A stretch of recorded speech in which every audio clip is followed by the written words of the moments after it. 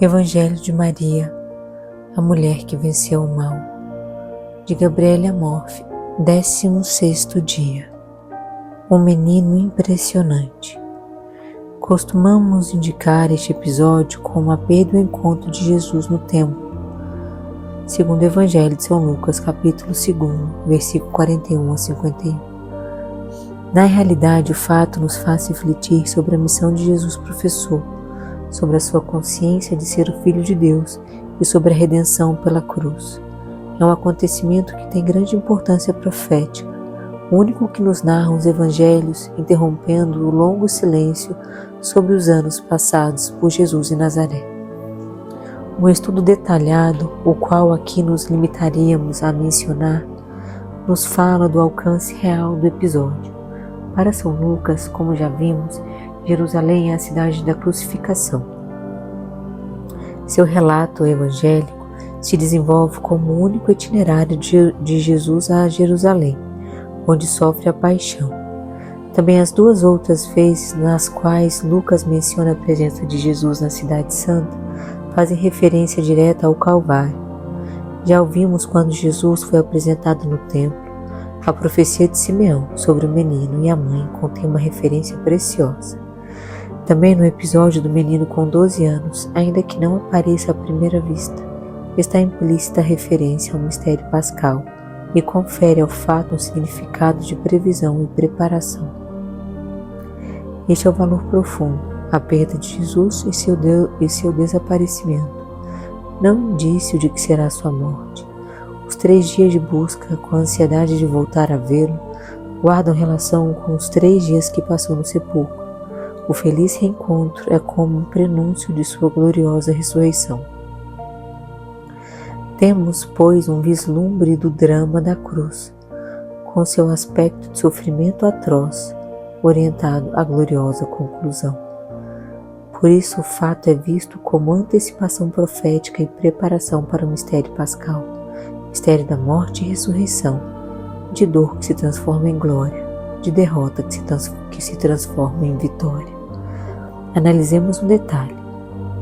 Os escribas e fariseus mostravam-se muito acolhedores nos locais avizinhados ao templo, com os jovens que apareciam em Jerusalém na ocasião da Páscoa.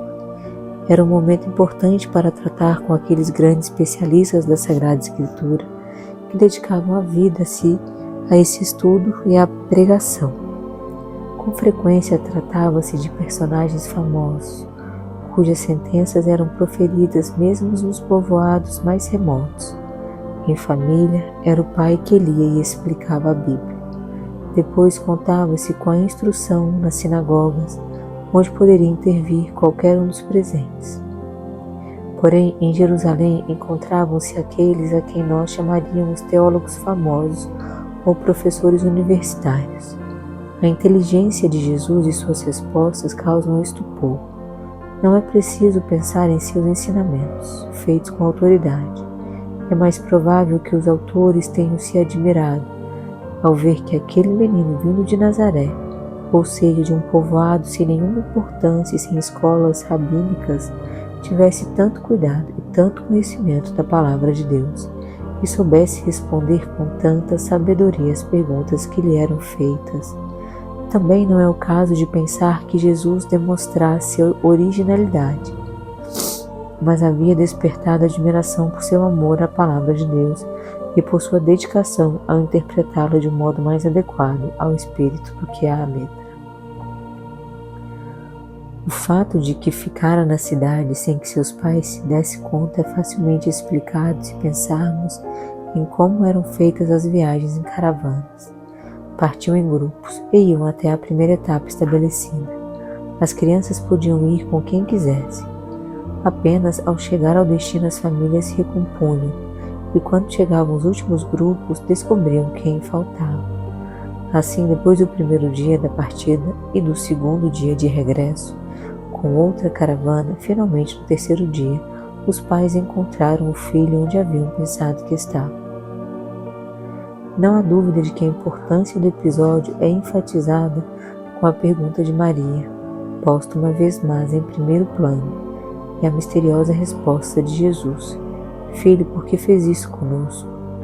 Talvez, dando conhecimento de que a mãe tinha do filho, ela cogitasse muitas explicações possíveis. Tomou alguma decisão particular nas vésperas de atingir a maioridade aos 13 anos? Já está fazendo um programa próprio? Estamos equivocados com relação a algo? A um fato determinante em sua vida? Ela explora benevolentemente a dor que sofreram naqueles dias.